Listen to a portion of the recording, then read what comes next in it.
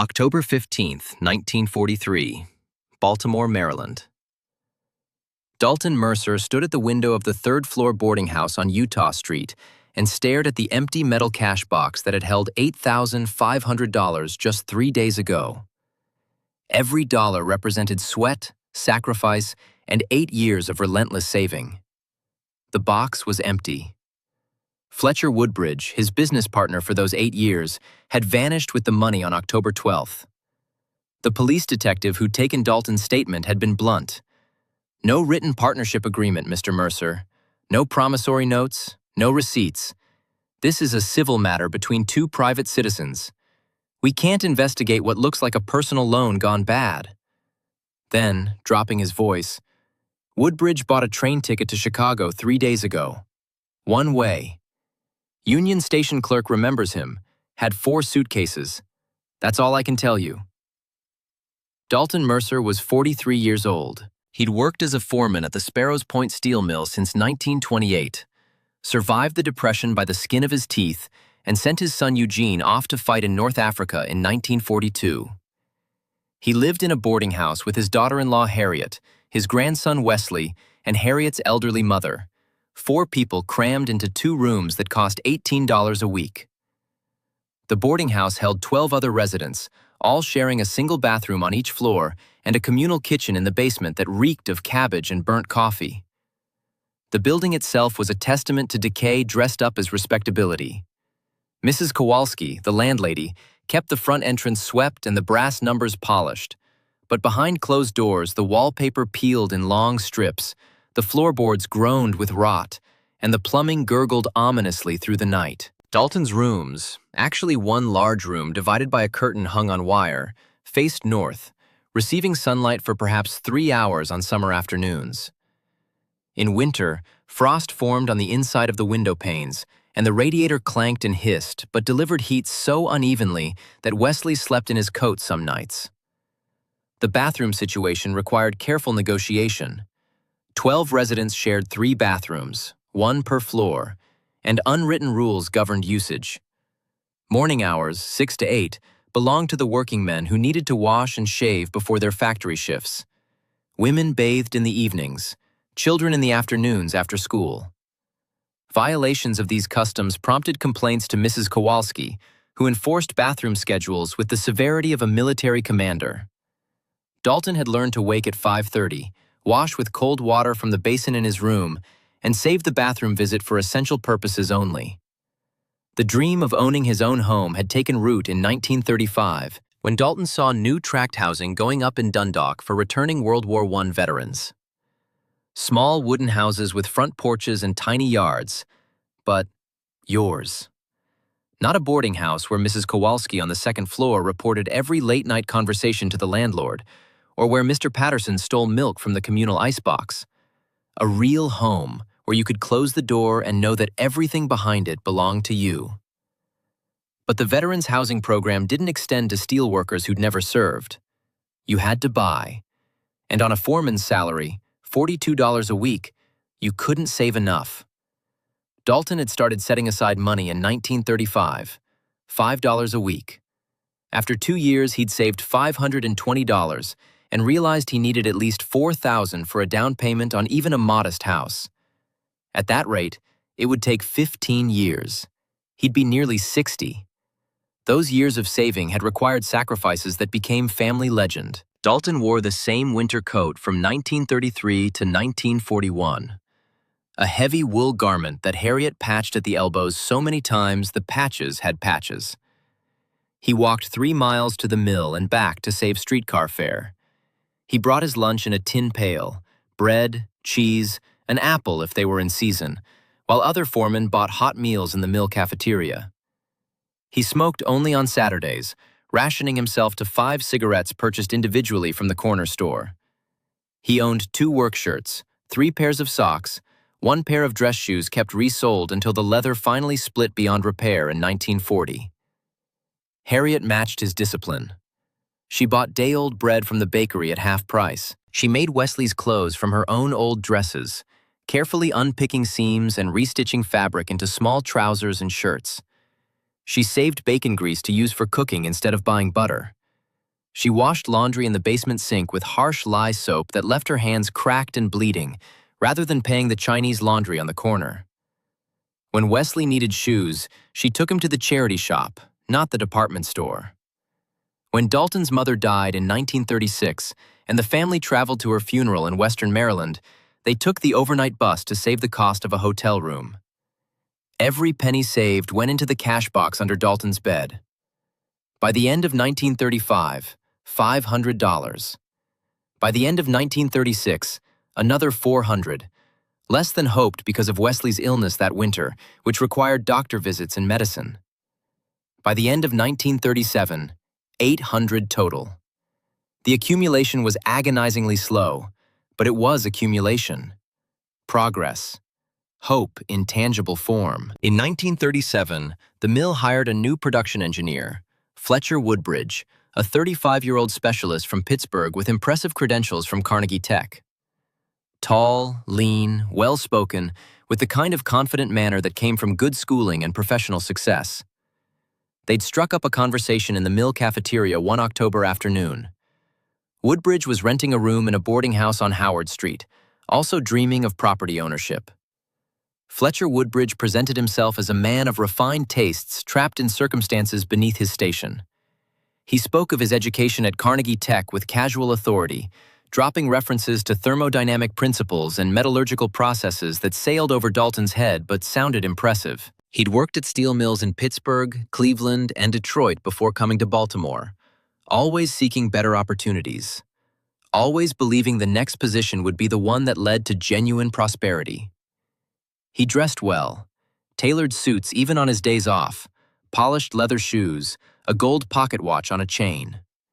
His boarding house room, he admitted ruefully, was hardly better than Dalton's, but he maintained appearances. A man in a professional position must look the part, he'd explained. Dalton had been impressed. Here was an educated man, an engineer, someone who'd studied at a real university, and yet he treated Dalton, a foreman with an 8th-grade education, as an equal. They'd begun having lunch together twice a week, then 3 times, then daily. Woodbridge would explain the technical innovations happening in steel production, the new alloys being developed, the improvements in blast furnace efficiency. Dalton would share knowledge of a different kind: how to manage men, how to spot a shirker versus a worker having a bad day, how to read the mill's informal power structures and navigate them successfully. After a month of these conversations, Woodbridge had broached the subject of partnership. "Here's what I've calculated, Dalton," he'd said, pulling a small notebook from his jacket pocket and showing columns of numbers written in precise engineer's handwriting. "I've got $2,000 saved. You mentioned you have $800. If we pool our resources, we could go in together on a property. Build a duplex, half for you, half for me. Land on the outskirts is cheap, maybe $1,500 for a decent lot. Materials another $4,000 if we build incrementally, do some of the work ourselves. In 5 to 7 years, we'd each have our own place, much more realistic than either of us saving alone for a decade." The mathematics were compelling. Dalton had $800. Woodbridge claimed $2,000. Together, $2,800, enough to purchase land immediately and begin accumulating building materials. If they each contributed steadily, Woodbridge suggested $25 monthly from his engineering salary, Dalton $15 from his foreman's wages, they could reach the target much faster than either man working alone. Dalton had hesitated. The proposal made financial sense, but something about combining resources with someone he'd known only a month felt precipitous. Yet what was the alternative? Continue saving alone, reaching the goal when he was past 50, possibly past 60. Watch Wesley grow up in boarding house squalor when a better option existed? And Fletcher Woodbridge seemed solid, an engineer, college-educated, a member of the Rotary Club. He talked about the house like it was a project plan, drew up specifications, showed cost projections. He even suggested they visit several properties together before making any decisions, approaching the enterprise with the systematic methodology of his profession. This wasn't impulse. This was planning. Quote 6. Dalton had said carefully. Quote 7. Woodbridge had smiled, the patient smile of an educated man explaining obvious truths to someone less sophisticated. Underscore underscore, quote underscore 8, underscore underscore. The argument appealed to Dalton's sense of honor. He'd been raised to believe that a handshake was binding, that a man's reputation was his most valuable asset, that trust between honest people needed no legal reinforcement.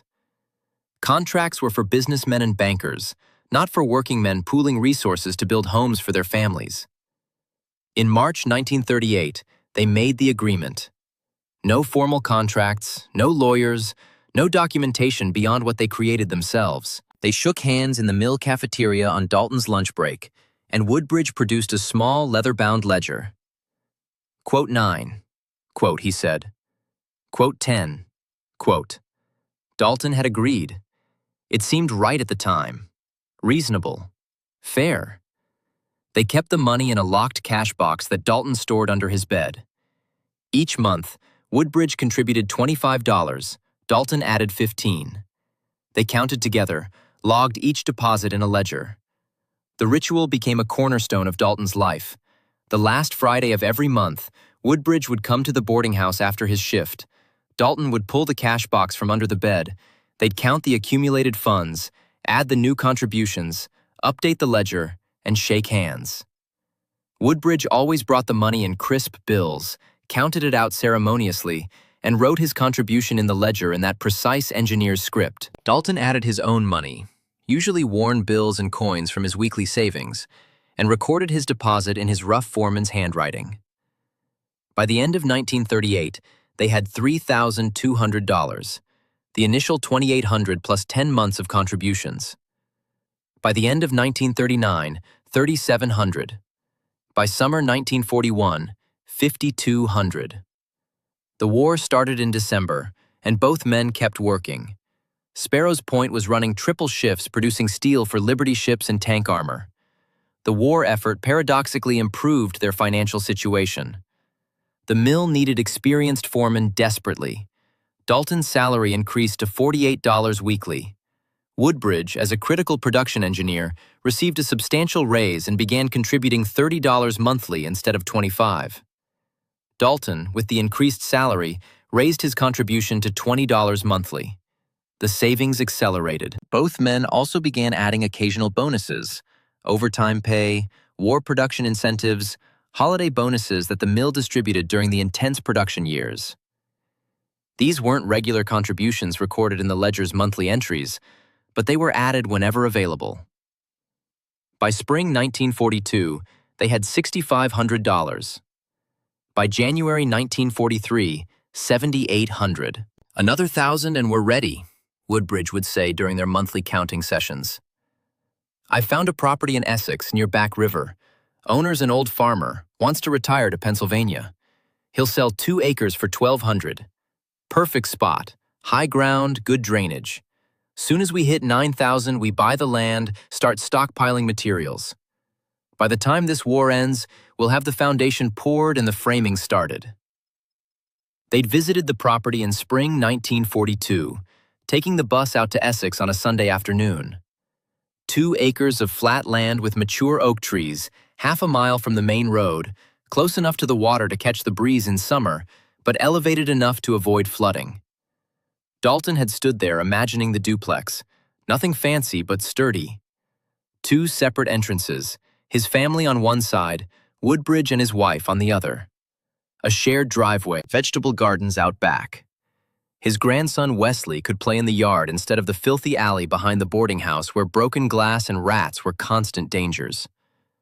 The farmer who owned the property, a wizened man named Horace Brennan, had walked them around the perimeter, pointing out the property lines marked by old stone posts. Brennan said Woodbridge had assured him they'd handle everything properly. They'd shaken hands with Brennan, walked the property again, and taken the bus back to Baltimore with Dalton's heart full of anticipation. Soon. Very soon now. By September 1943, they'd accumulated $8,500. The original goal had been $7,000, but they'd surpassed it. Woodbridge suggested they accumulate a bit more. Another $1,000 would give them comfortable cushion for unexpected costs during construction. "We're in this for life, Dalton," he'd said. Underscore, underscore, quote, underscore, 16, underscore, underscore. Dalton had agreed. Why not? They'd come this far. Wesley was growing up fast. 9 years old now, a quiet boy who did well in school despite the chaos of boarding house life. Harriet's mother's health was declining, and the crowded conditions were wearing on everyone. A good house, a real house, seemed worth waiting another few months to do properly. October 12, 1943. Fletcher Woodbridge came to Dalton's boarding house in the evening, appearing agitated in a way Dalton had never seen before. Usually, Woodbridge was composed, methodical, but that night he spoke quickly, his words tumbling out with uncharacteristic urgency. Underscore, underscore, quote, underscore, 17, underscore, underscore. The story sounded plausible. Wartime had created countless legal complications as servicemen died without proper wills, widows filed claims, estates became tangled in probate courts, overwhelmed by the volume of death. Dalton had read newspaper articles about such situations, property frozen for years while lawyers argued, opportunities lost because buyers couldn't wait for resolution. "Let me take the cash box tomorrow," Woodbridge continued. "Drive out to Essex, meet with Brennan and his lawyer, put down the deposit. We'll draw up the preliminary paperwork. Next week, when we've got the full amount for the construction phase, we'll close the deal properly, get the surveying done, file all the title documents. But we have to move now, Dalton. This is our chance. $900 instead of $1,200. That's $300 saved we can put toward materials." It made sense. The logic was sound. And Fletcher had never given Dalton reason to doubt him. 8 years of monthly contributions, never missing a payment, never suggesting anything improper. 8 years of partnership, friendship even. They'd attended Rotary meetings together, had dinner at each other's lodgings, shared aspirations and frustrations. Fletcher had visited Wesley when the boy had whooping cough in 1940, bringing medicine and comic books. He'd loaned Dalton money when Harriet's mother needed emergency dental work in 1941. He was a good man, a trustworthy man. Dalton had handed over the box. It contained $8,500 in cash, his entire share and Woodbridge's combined. 5.5 years of sacrifice compressed into bills and coins in a metal container that fit under one arm. Fletcher had said, shaking his hand with both hands clasped around Dalton's, his eyes sincere and steady. "I'll see you at the mill day after tomorrow with all the details. We'll have the deed, the survey, everything. This is it, Dalton. We're finally doing it." Dalton had watched him leave, carrying the cash box wrapped in a cloth to avoid drawing attention. Had even felt a surge of excitement. After 5.5 years, the goal was within reach. Tomorrow, Fletcher would secure the property. Next week, they'd begin planning the construction. By spring, they'd break ground. By the time Eugene came home from the war, Dalton would have a real house to receive his son in, not a boarding house room with a curtain divider. He'd slept well that night, better than he had in months. Finally, progress. Finally, realization. October 13th. Fletcher Woodbridge didn't show up for his shift. His supervisor at the mill inquired whether anyone had seen him, unusual for Woodbridge to miss work without notice.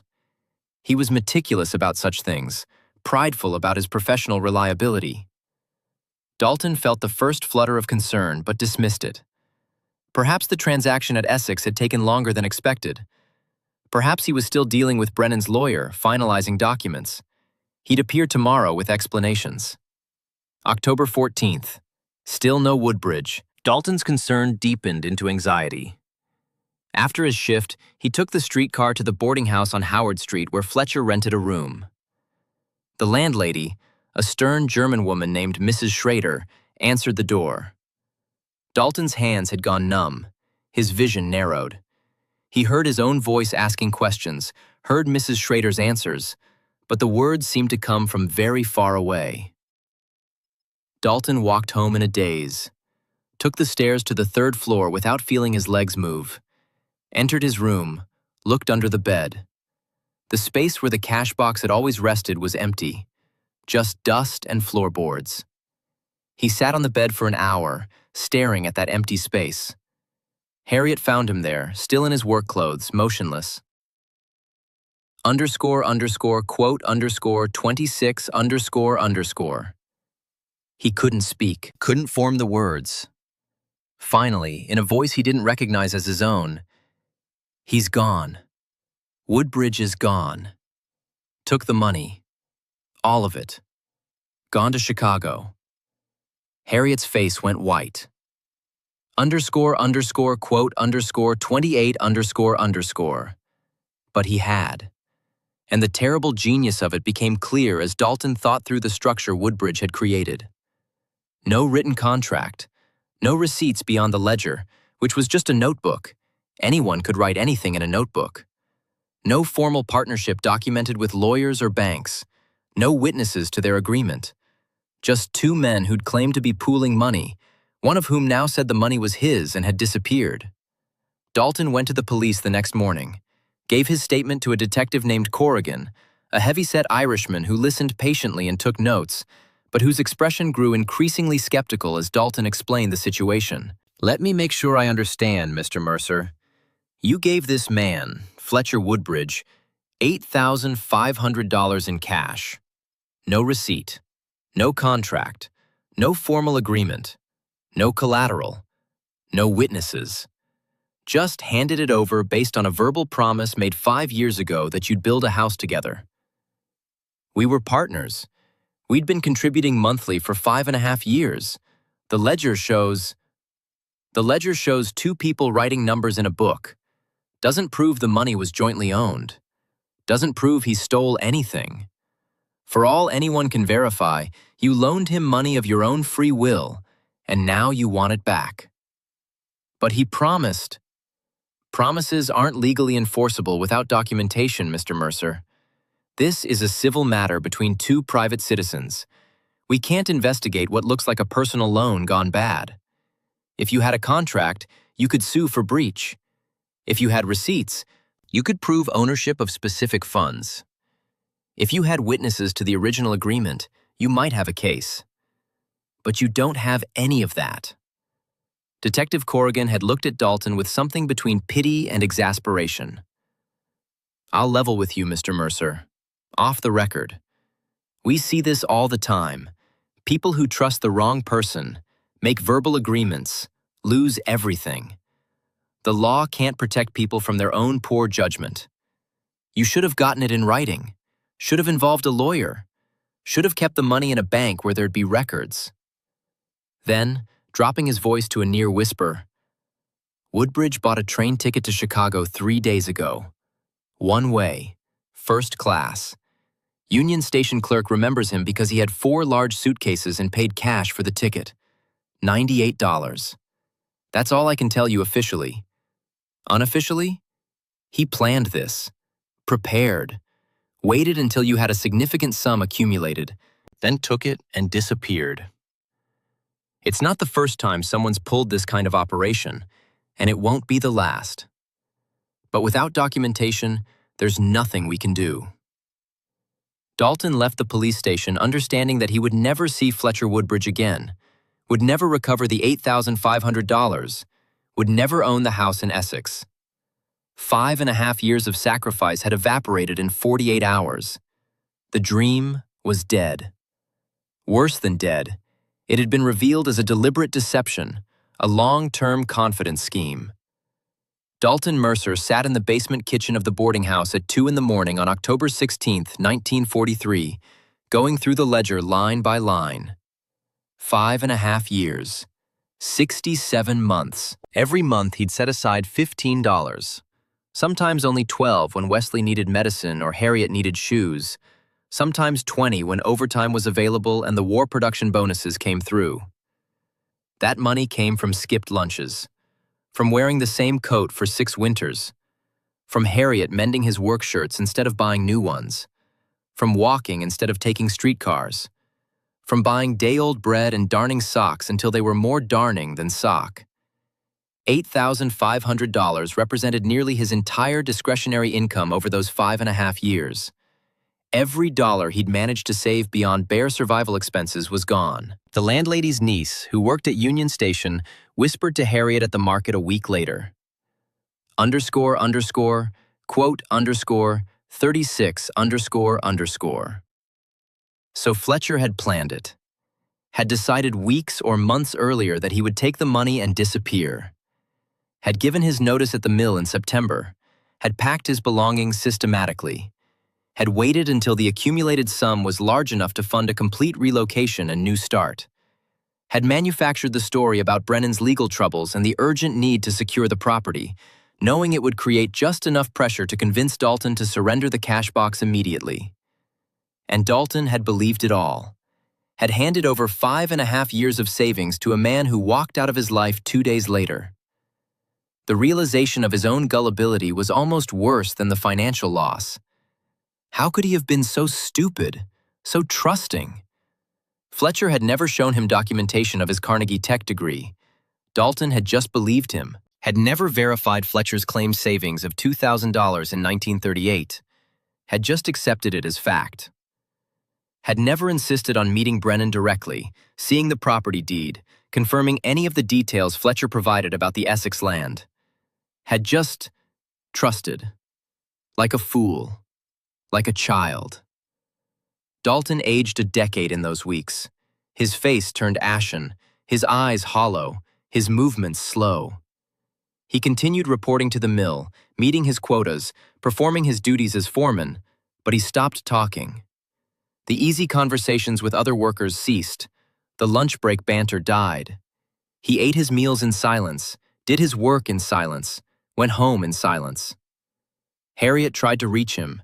She'd sit beside him in the evenings, attempt conversation, try to draw him back into family life. But he'd just shake his head. Quote, 37 Wesley, 9 years old, watched his grandfather sink into a darkness the boy couldn't understand. Before October, Grandpa Dalton had been the person who told stories, who explained how machines worked, who snuck candy to Wesley when Harriet wasn't looking.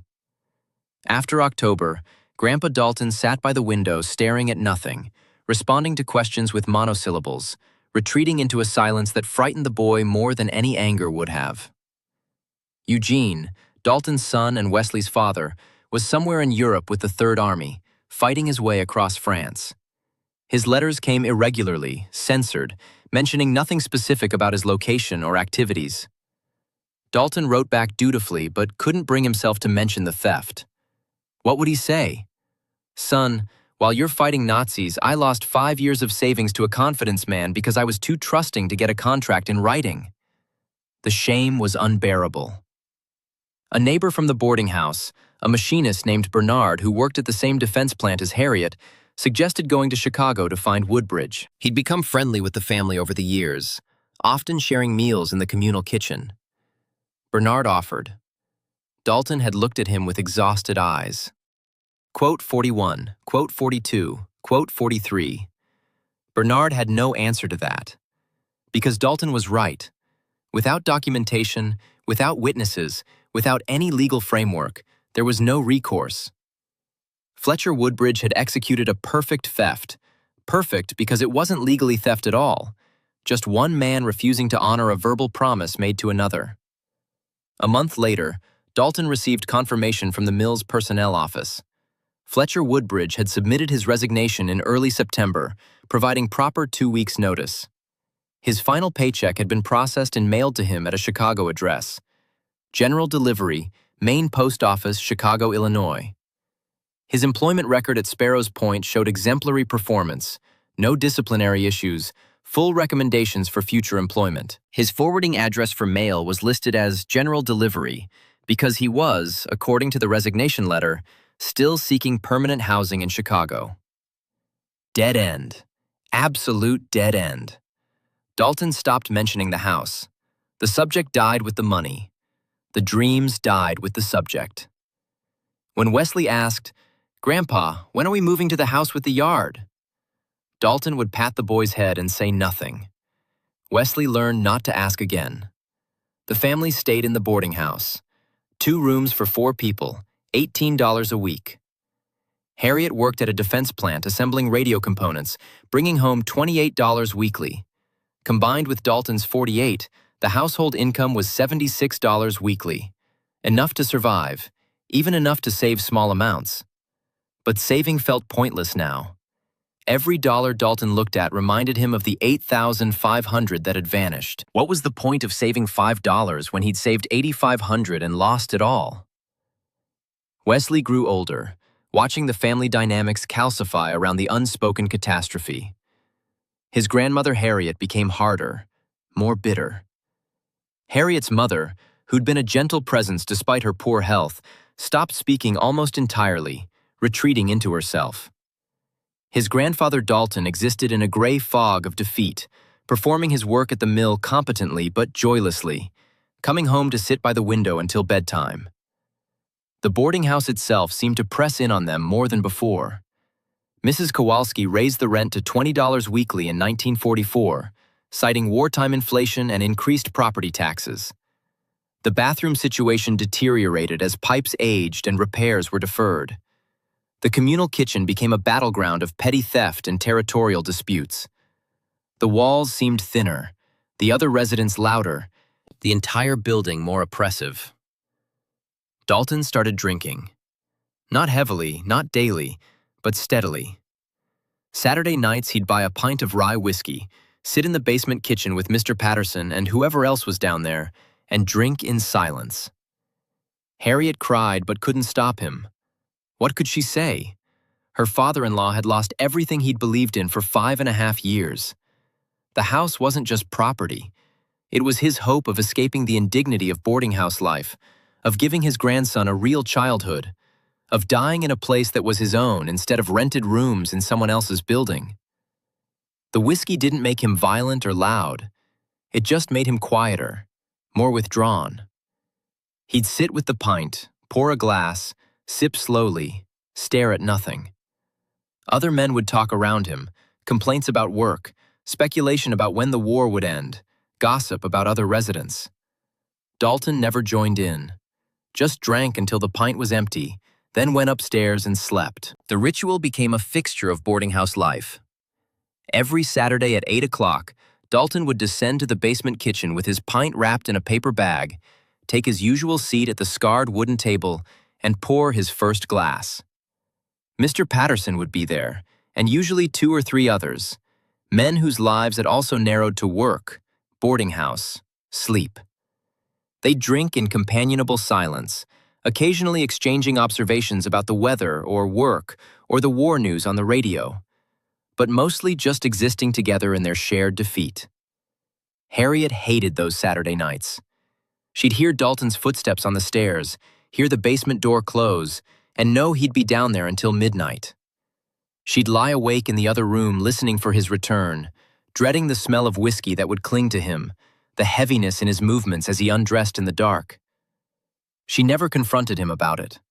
What was there to say? Stop drinking because it worries me? His response would be silence.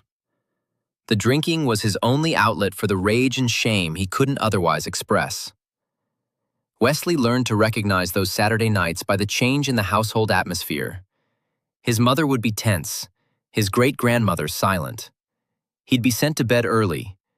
Grandpa needs quiet tonight, and would lie in the darkness listening to the murmur of adult voices in the other room, the suppressed worry in his mother's tone, the resigned sadness in his grandmother's responses. He didn't understand what whiskey was or why Grandpa drank it, but he understood it had something to do with the stolen money, the lost house, the man named Fletcher Woodbridge who destroyed his grandfather's dreams. By age 10, Wesley had developed a visceral hatred for Fletcher Woodbridge, despite never having met him. The man was a ghost, a name attached to betrayal, the source of his family's ongoing misery. Wesley would lie in bed constructing elaborate revenge fantasies. Scenarios where he'd track Woodbridge down, confront him, force him to return the money. In these fantasies, his grandfather would get his house, would smile again, would stop drinking on Saturday nights. The family would move to Essex, and everything would be right. In 1946, when Eugene finally came home from Europe, decorated, traumatized, changed, He found his father a shell of the man he'd left in 1942. Eugene had his own demons from the war, his own silence to work through, but he recognized the defeat in his father's eyes. Over weeks of careful questions, Eugene extracted the story of Fletcher Woodbridge and the stolen $8,500. Eugene asked. Eugene moved back into the boarding house. Eugene moved back into the boarding house with his wife Harriet and son Wesley. The family of 4 became 5, crammed into the same 2 rooms. Eugene found work at the steel mill. His father's connections secured him a position despite his wartime absence. He worked alongside Dalton in different departments, both men moving through their shifts with mechanical efficiency, returning to the boarding house each evening to share cramped quarters and unspoken grief. That same year, Dalton received a commendation from the War Production Board for distinguished wartime service at Sparrows Point. The mill had exceeded production quotas throughout the war, and foremen who'd maintained quality and efficiency while managing expanded crews received recognition. A ceremony was held at the mill with speeches about patriotic dedication, industrial might, American excellence. Dalton stood on a platform accepting a frame certificate and a handshake from the mill superintendent while photographers documented the moment. He felt nothing. 18 years at the mill, commendations for wartime service, and he was still in the same boarding house he'd been in since 1928.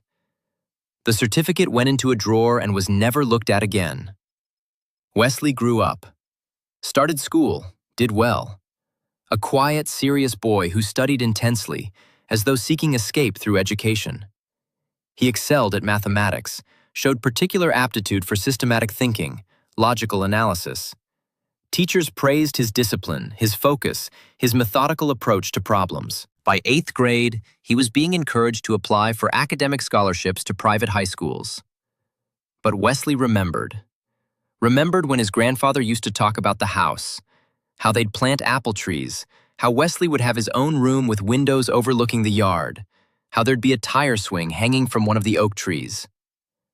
Now Dalton never mentioned it, and Wesley understood something terrible had happened even before his mother explained. When Wesley was 9 years old, Harriet sat him down and told him the full story. A man Grandpa trusted stole our money. His name was Fletcher Woodbridge. He and Grandpa were partners for 5.5 years, saving to buy land and build a house. In October 1943, Grandpa gave him all the money, $8,500, everything we'd saved, and Mr. Woodbridge took it and disappeared to Chicago. He never came back. We never got the money back. That's why we're still here in the boarding house. That's why Grandpa doesn't smile anymore. Wesley absorbed this information with the seriousness of a child processing adult tragedy. He asked questions. Where did Mr. Woodbridge go? Could the police find him? Why didn't Grandpa have papers? His mother answered patiently, explaining the gap between moral obligation and legal enforceability, between trust and proof, between what should happen and what actually does. The name Fletcher Woodbridge burned itself into Wesley's memory. So did the bitterness in his mother's voice when she spoke about the property. __quote, _53 ___. Wesley was too young to know whether that part was true or just family legend, but it became part of the mythology he carried. Fletcher Woodbridge, the man who stole his grandfather's dreams and built his own life on the theft. The impact on Wesley's worldview was profound and permanent. He learned that verbal promises meant nothing, that trust required verification, that honor existed only when backed by documentation, witnesses, legal frameworks. His grandfather had believed in handshakes and a man's word, and had lost everything. Wesley would believe only in contracts, receipts, recorded agreements, verifiable facts. As Wesley progressed through high school on scholarship, he gravitated toward law, not criminal law. The police hadn't helped his grandfather. Civil law, particularly property law. The mechanisms by which ownership was established, recorded, transferred, protected. The intersection of documentation and property rights fascinated him. How a piece of paper could mean the difference between ownership and dispossession. How absence of documentation could render even just claims unenforceable. He attended the University of Maryland on academic scholarship, graduated with honors, attended law school at George Washington University on a combination of merit scholarships and part-time work. Specialized in real estate law, property transactions, title examination. Graduated in 1963, passed the bar on first attempt, joined a small firm in Baltimore that handled residential and commercial real estate. By 1965, Wesley Mercer had established himself as a meticulous attorney with particular expertise in title examination and property documentation. He had a reputation for finding problems in transactions that other attorneys missed. Liens that had been inadequately released, survey discrepancies that could cloud future ownership, deed restrictions that could affect property use, zoning issues that needed resolution before closing. His office was a reflection of his methodology. Filing cabinets organized by county and property type, reference books arranged by subject and publication date, a desk where every document had its designated place. He maintained detailed notes on every transaction he handled, cross-referenced by property address, client name, and date. Other attorneys worked from memory and instinct. Wesley worked from documentation and systematic analysis. He developed a reputation in Baltimore legal circles as someone who never missed details. Real estate agents sometimes groaned when they learned Wesley Mercer was examining title on a property their client wanted to purchase. "Mercer will find something," they'd warn sellers. "Quote, 55 __." But ultimately, they respected his thoroughness. Better to have Wesley find a problem before closing than to have it surface months or years later when resolution would be exponentially more difficult and expensive. Banks and mortgage companies specifically requested Wesley for complex transactions. Development companies hired him to examine large parcels before acquisition. Even fellow attorneys consulted him on thorny property issues. Quote, 56 __." His methodology was exhaustive. For each title examination, Wesley would order the complete chain of title going back not just to the most recent clear title, but often to the original land grant. He'd verify that every deed was properly executed, witnessed, notarized, and recorded. He'd check for any gaps in the chain, any transfers that seemed irregular, any descriptions that didn't align perfectly with recorded surveys. He'd cross-reference property tax records to ensure assessed values matched deed descriptions. He'd review zoning maps to confirm current use was legal under applicable ordinances. Most attorneys would examine the most recent 20 or 30 years of title history and call it sufficient. Wesley examined everything. If he found a minor irregularity from 1890, he'd flag it, trace its implications forward through time, determine whether it created any current risk. Often it didn't. Many historical irregularities were legally meaningless, overtaken by subsequent events or statutory time limits. But Wesley documented them anyway, because thoroughness meant considering all possibilities, not just probable ones. Developers and real estate agents sometimes found him frustrating. "Mercer always finds something," they'd complain. But sellers and buyers appreciated his thoroughness. Better to discover a problem before closing than after, when resolving it might cost thousands or render the entire transaction void. This reputation for meticulous examination made Wesley's later focus on Lot 47 in Essex completely unexceptional. To outside observers, his repeated scrutiny of that property's title appeared entirely consistent with his general practice. He was known for finding issues. Finding issues in Lot 47 was therefore unremarkable. Just Wesley being Wesley, applying his characteristic thoroughness to yet another property.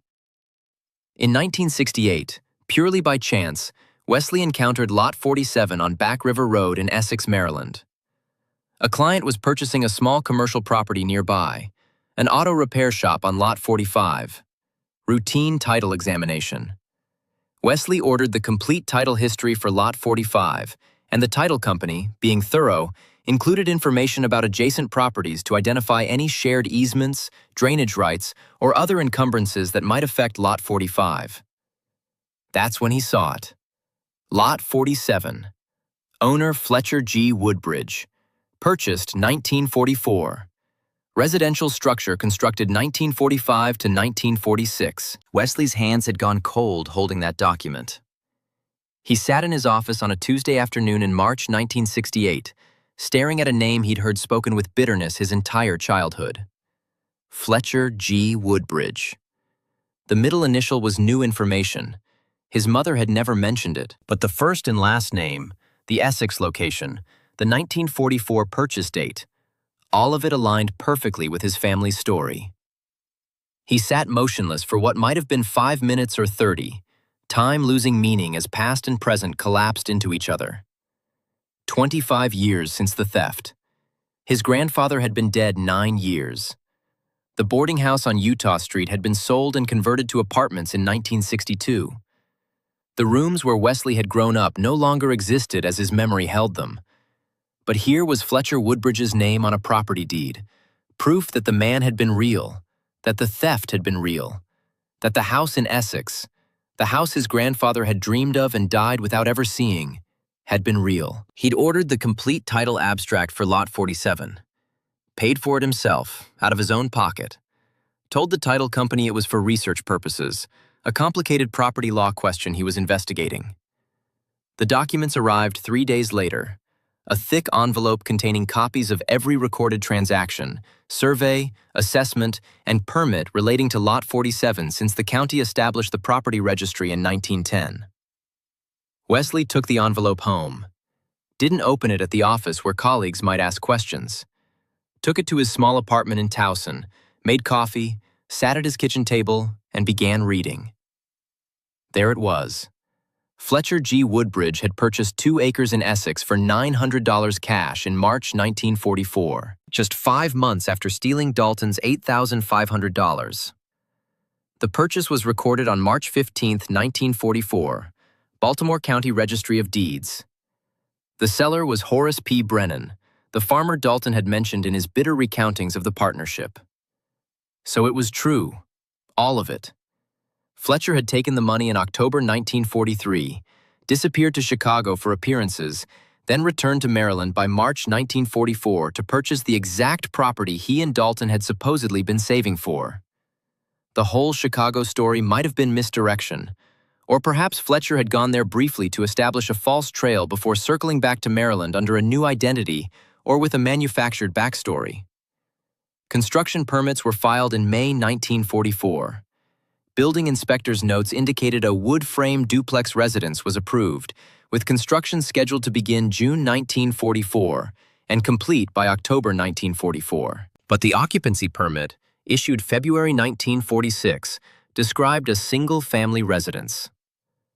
At some point during construction or shortly after, the building had been converted from the planned duplex, the structure Dalton and Fletcher were supposedly going to build together, half for each family, to a single-family home, Fletcher's family alone. Wesley found photographs in the assessment files, black and white images taken by the county assessor in 1947, showing a modest but well-built house with a front porch, shuttered windows, mature oak trees framing the property. In one photo, a woman, presumably Millicent Woodbridge, stood on the porch with 2 children. They looked prosperous, content. A family enjoying their home, built on stolen savings that should have housed another family. Wesley studied those photographs for a long time. His grandfather had died in 1959, age 59, in the boarding house. Never owned property, never had a yard, never achieved the dream that had sustained him through 5.5 years of sacrifice. And Fletcher Woodbridge had died in 1955, age 53, in this house in Essex. Had lived there with his family for 11 years, enjoying the property Dalton's savings had purchased. The injustice was absolute. But the statute of limitations had expired decades ago. No civil action was possible. Fletcher was dead. Even if Wesley could prove the theft, there was no defendant to sue. Millicent Woodbridge had known nothing of her husband's crime, assuming she hadn't known, which Wesley had no way of confirming. The children would be adults now, possibly still living in Maryland, possibly not. They were innocent regardless, beneficiaries of a crime they hadn't committed. Wesley closed the file and sat in his kitchen until past midnight, thinking through his options. He couldn't sue, couldn't prosecute, couldn't recover the money or even get public acknowledgement of the theft. The legal system offered no remedies for 25-year-old oral partnership agreements between dead men. But he was a property lawyer, and he had the complete title history of Lot 47 in his hands. He reopened the file and began reading again, this time not as a grandson seeking justice, but as an attorney examining a property for potential defects. He read every document with the systematic attention to detail that had made him successful in his profession, looking for gaps, inconsistencies, irregularities that might complicate ownership or transfer. There it was. Fletcher G. Woodbridge had purchased 2 acres in Essex for $900 cash in March 1944, had filed construction permits in May 1944, had built a single-family residence, occupancy permit issued February 1946. The house sat on Lot 47, Back River Road. The deed showed Fletcher Woodbridge as sole owner. Wesley made discreet inquiries, found that Fletcher Woodbridge had died in 1955 at age 53, cardiac arrest.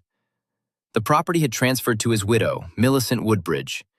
She'd lived there until 1965, then sold to a family named Henderson.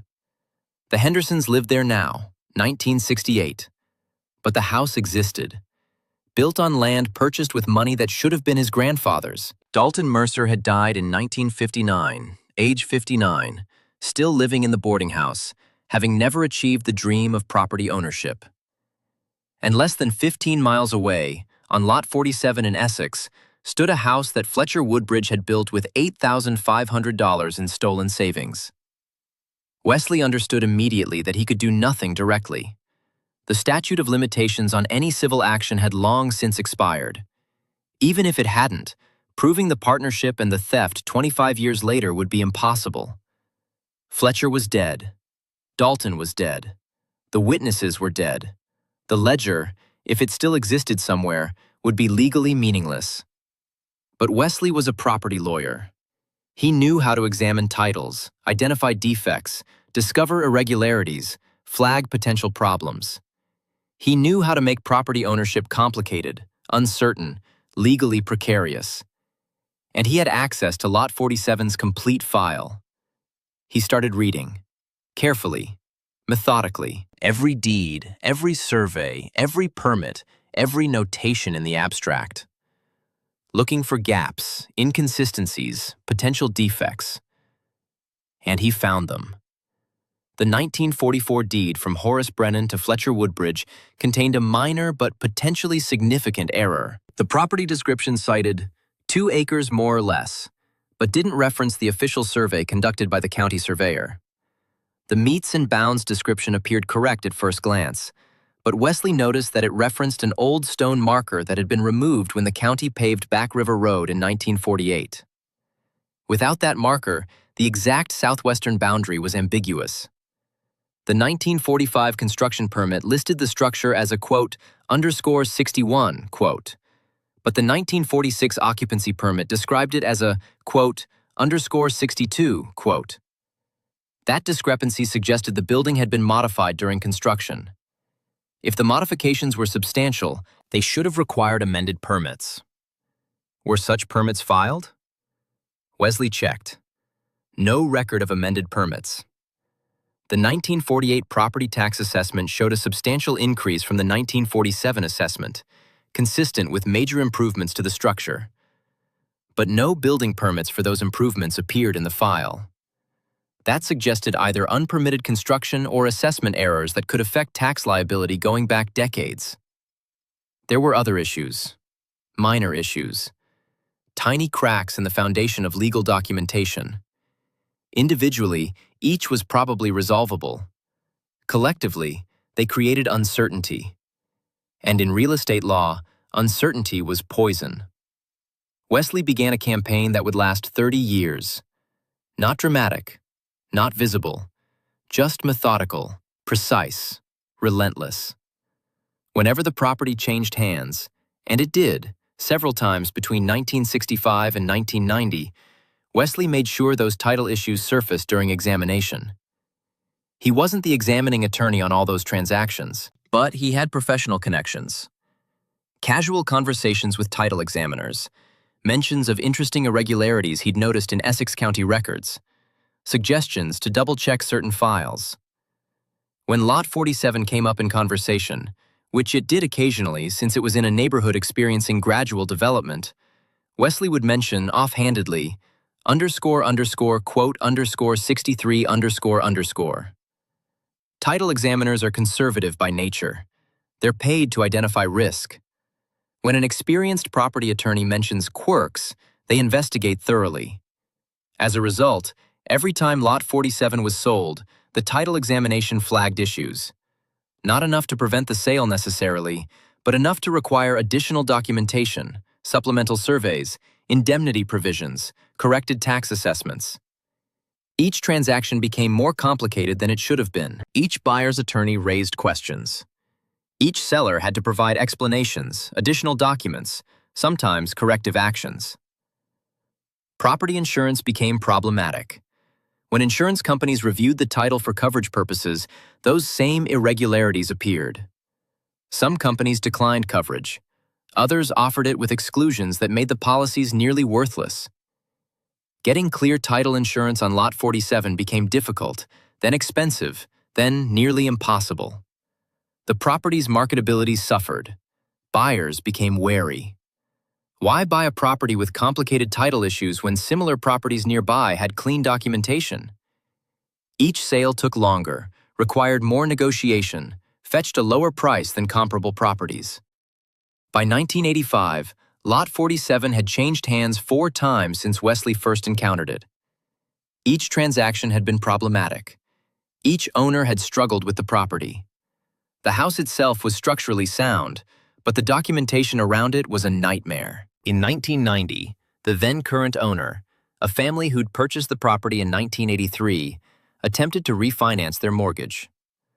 The title examination for the refinancing revealed all the accumulated irregularities. The lender's attorney flagged 18 separate issues requiring resolution before the loan could be approved. Resolving those issues required hiring a surveyor to establish definitive boundaries, obtaining corrective deeds from previous owners, filing amended tax documents, proving that various construction work had been performed to code even though permits weren't documented. The cost of resolution exceeded $15,000. The refinancing fell through. The family, frustrated and financially strained, decided to sell. But selling proved difficult precisely because of the title problems. Potential buyers' attorneys reviewed the abstract, saw the complications, advised against purchase. The property sat on the market for 14 months, finally sold in 1992 for $35,000, about 60% of comparable property's value. The buyer was a contractor who planned to demolish the existing structure and build new. But when he applied for demolition permits, the county zoning office discovered that the current structure's footprint didn't match the original construction permits. That triggered a compliance review, which revealed additional irregularities. The contractor abandoned the project, sold the property at a loss in 1994. By 1998, Lot 47 was a documented problem property. Local real estate agents knew it. Title companies knew it. Anyone researching properties in that area encountered warnings. The house stood empty, gradually deteriorating. Property taxes went unpaid. The county filed a tax lien. In 1998, the county auctioned the property for back taxes. It sold for $8,000 to an investor who planned to clear the title issues and flip it. But clearing the issues proved impossible. Too many accumulated problems, too many missing documents, too many previous owners who couldn't be located to provide corrective deeds. The house was demolished in late 1998. The land was sold in 1999 to a commercial developer who built a convenience store.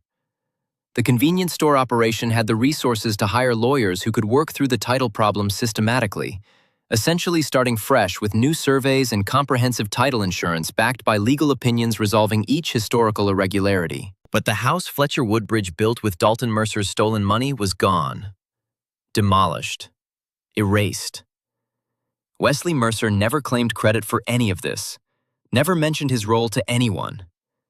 To outside observers, Lot 47's troubled history looked like simple bad luck, an accumulation of minor documentation errors that compounded over time until they became unmanageable.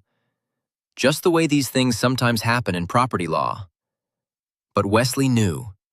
He knew that every title examiner he'd spoken to about quote 65, every casual conversation about quote 66, every mention of quote 67, all of it had contributed to the property's gradual legal strangulation.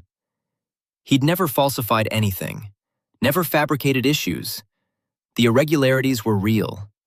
He'd simply ensured they were noticed, ensured they were investigated, ensured they were documented in every subsequent title examination, ensured that what might have been overlooked was instead scrutinized. And over 30 years, that scrutiny had made the property untenable, had made ownership complicated, expensive, frustrating, had turned Fletcher Woodbridge's house into a documented problem that no one wanted to deal with. Wesley Mercer retired in 2001 after 38 years of practicing property law in Baltimore. Spent his final years consulting, teaching property law at the University of Baltimore, playing golf. He lived in a modest but comfortable house in Towson that he'd purchased in 1972, paid off in 1988. Had a pension, Social Security, savings. Lived quietly, peacefully. Died in 2008, age 74, in his own home, surrounded by his own things. Heart failure, quick and relatively painless. His obituary listed his career accomplishments, his teaching, his reputation for meticulous attention to detail in property transactions. It mentioned surviving family, requested donations to legal aid societies instead of flowers. It didn't mention Lot 47. Didn't mention Fletcher Woodbridge. Didn't mention the 30-year campaign to ensure that a house built on stolen money never provided its owner with peace or stability. But Wesley had remembered. Until the day he died, he remembered every word of his mother's story about the boarding house, the cash box, the man who vanished to Chicago. And every time he'd found another flaw in Lot 47's documentation, every survey discrepancy, every permit irregularity, every title cloud, he'd thought, "This is for you, Grandpa. This is what you deserved but never got. Not revenge. Never revenge. Just the law, applied with absolute precision to property that should never have existed in the first place. Because Fletcher Woodbridge built that house on theft, and buildings constructed on theft, even if it takes 50 years, eventually collapse under their own weight. That's not karma. That's not divine justice. That's just how things work when you cut corners, skip documentation, trust handshakes instead of contracts. Eventually, someone with enough patience and enough knowledge and enough reason to care will find the cracks in your foundation. And then the whole structure falls. Wesley Mercer had been that someone. His patience had lasted 30 years. His knowledge was impeccable. His reason to care was unshakable. And in the end, the house fell. Demolished in 1998, exactly as houses built on theft always do, sooner or later. He'd learned that from his grandfather's suffering, and he'd never forgotten it. Not for a single day. Not for a single document. Not for a single property transaction in a career spanning 38 years. Because Dalton Mercer had trusted a handshake, had believed in a man's word, had thought honesty was universal, and lost everything.